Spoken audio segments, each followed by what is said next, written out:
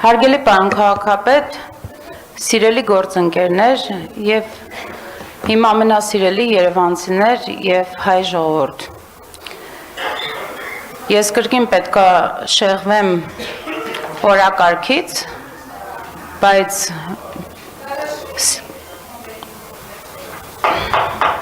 Իմ Պոստանջան, Ջորջան, լավ լռություն էլ։ Ես այսօր ուզում եմ բոլորիս հիշեցնել, ցավով պետք է նշեմ, որ բոլոր պատմաբանները, հայ հրապարակախոսները եւ գրականագետները շատ ավելի շատ են եւ մեր դպրոցական եւ համալսարանական կյանքում շեշտվում, քան Լեոն։ Բայց ես այսօր Լեոյից, պատմաբան Լեոյից պետք է մի հատված կարդամ եւ շարունակեմ խոսքս, հատվածը ցիտում եմ բառացիորեն։ Խոսքը գնում է 1880-ականների մասին։ Կոմիտեն մի ամբողջ խումբ կազմակերպեց Շուշիի դատարկապորտ երիտասարդներից, որոնք ամենտեղ հայտնի էին Լոթի անունով։ Մինչև Թիֆլիս հասնելու համար, ուր նրանք պետք է մտնեին կենտրոնական կոմիտեի տրամադրության տակ, այդ լոթիները բավականին փող ստացան, իբրև ճանապարհածախս։ Բայց դուրս գալով Շուշիից, միայն մի քանի վերստ գնացին մի կողմ թողնելով խճուղին, գնացին Խանքենդի։ Եվ մի ամբողջ շաբաթ քեֆ անելուց ու փողերը մսխելուց հետո վերադարձան քաղաք։ Եվ այստեղ պատմաբանը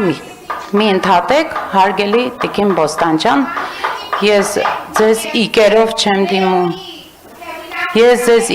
չեմ դիմում, հարգարժան քաղաքացի, իմ շատ սիրելի երևանցի, կներեք Տիկին Վարդանյան, դուք խոսքից զրկվում եք, իմ շատ սիրելի երևանցի, առհասարակ խոսքից զրկվում եք այսօրվա նիստի ընթացքում։ Սիրելի խնդրում եմ, հազար ներողություն Տիկին Վարդանյան, խնդրում եմ ձեզ մի ստիպեք ինձ հեռացնել ձեզ նիստերի դահլիճից, խնդրում եմ ուղղակի։ Կներեք Տիկին Վարդանյան։ Եվ ամենավերջի նախադասությունը։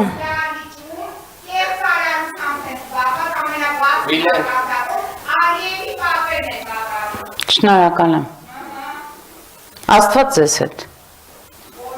Եվ ձեզ հաջողություն եմ մաղթում ձեր անձնական եւ առհասարակ աշխատանքային կյանքում։ Շնորհակալ եմ, Տիկին Պոստանջան։ Սիրելի երևանցիներ, Տիկին Պոստանջանը Երևան քաղաքի ավականու անդամ է, նաև ձեր քվեի շնորհիվ։ Խնդրեմ Տիկին Վարդանյան։ Եվ ամենավերջում Լեոն ցիտում է հետևյալը, ես խնդրում եմ, որ ամենայն ուշադրությամբ բոլորս այստեղ նստած եւ ոչ միայն այստեղ, ամեն մեկը տանը իրեն այդ հարցը տա։ Աբդուլ Համիդը բախտավոր աստղի տակ էր ծնվել, թե չէ։ Եվ այստեղ ինքը դնում է բազմակետեր։ Գիտեք, ես արցունքով եմ լացել այս տողերը, որ կարդացել եմ, եւ հիմա էլ ինձ համար հուզական են այս տողերը, ինչի, որովհետեւ ամենադժվար բանը կյանքում հայելու մեջ նայելն է, ամենադժվար։ Եվ հայելու մեջ գիտակցելը որտեղ են քո սխալները։ Այստեղ նստած բոլորս ես անցյալ անգամ էլ իմ ելույթի ժամանակ փորձեցի շատ ավելի մեղմ, ես գիտեմ, որ այսօրվա իմ ելույթը շատ ավելի կոպիտ է։ Ավելի մեղմ փորձեցի բոլորիս այդ հարցը տալ։ Մի հատ գնացեք տուն, հայելու մեջ նայեք, որտեղ է մեր մեղքը։ Մենք այստեղ լինելով Երևան քաղաքը, ախր ժողովուրդ, այս աշխարհի վրա Երևան քաղաքը նույնիսկ չի երևում այնքան փոքր է։ Փոխանակ իրար թևոթիկունք լինենք, փոխանակ իրար սիրենք, իրար սխալներ իրար ականջի ասենք, բարձրաձայնելով մեծացնում ենք մեր մարմինը, մեր հոգին, արդյոք մեր հոգին ու մարմինը տղա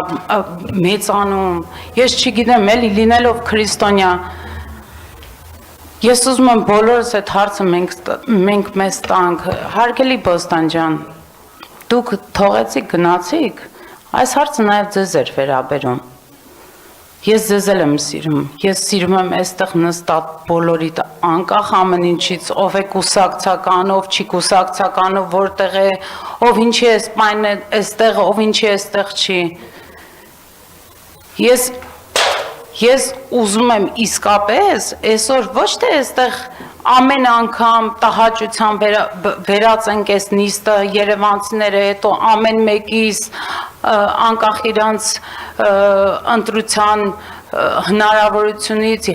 եւ ընտրությունից կամ բարձրացնեն, որ ես վստահ եմ, որ բոլորդ գալիս ասում են, այս ինչ տհաճ է ձեր նիստերը։ Արդյոք մենք էս ենք ուզում ժողովուրդ։ Այն ինչ որ ցիտել է Լեոն 1880-ականներին ժողովուրդ մենք միթե մենք ոչինչ չենք կարող փոխել։ Հիմար մարդու պատմությունն է,